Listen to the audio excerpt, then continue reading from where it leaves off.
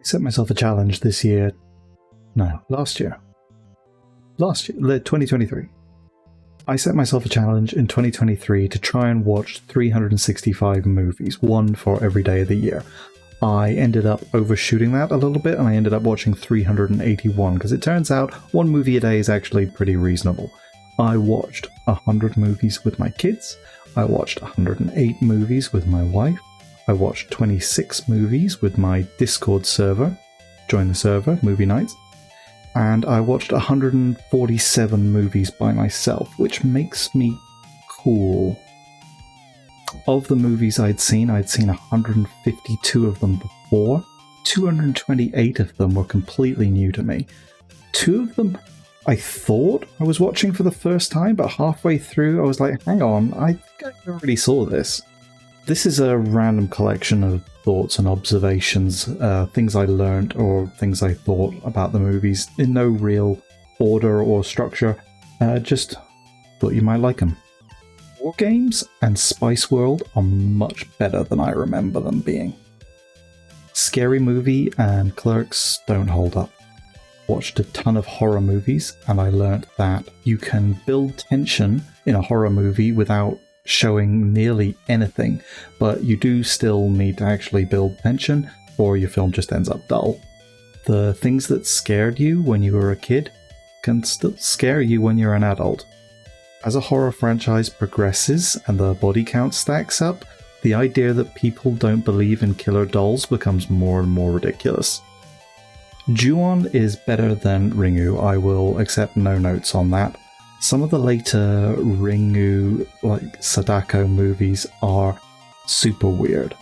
One of them, the ghost ends up turning into your loved ones, but people realize that they can overcome the curse by just watching the tape again, so their government just ends up broadcasting it once a day to keep everyone safe. I was just watching this part back, and I need to properly explain just how bizarre this movie is. When I say that the ghost looks like their loved ones, I don't mean exactly like their loved ones. I mean like their loved ones wearing a Sadako costume. So, the main character sees her dad, and it's just her dad wearing, the white sheet, but with also, a long black wig of, the black, the ring girl, long black hair, and he just sort of follows her around like a zombie. And then the end credit sequence is everyone sitting down in front of their TVs to watch the tape from The Ring that's being broadcast, while a collection of their loved ones, all wearing Sadako costumes, just huddle around them, waiting to kill them if they don't watch it in time. It's just such a bizarre end to something that started life as a horror movie, you know? Budget does not matter at all. You can have a low-budget movie that's amazing. You can have a low-budget movie that sucks. You can have a movie that's amazing because it's low budget, and you can have a movie that sucks because it's too high budget. Pretty much every movie from the 80s will have at least one moment that makes you go, ew. Some of them are downright horrifying.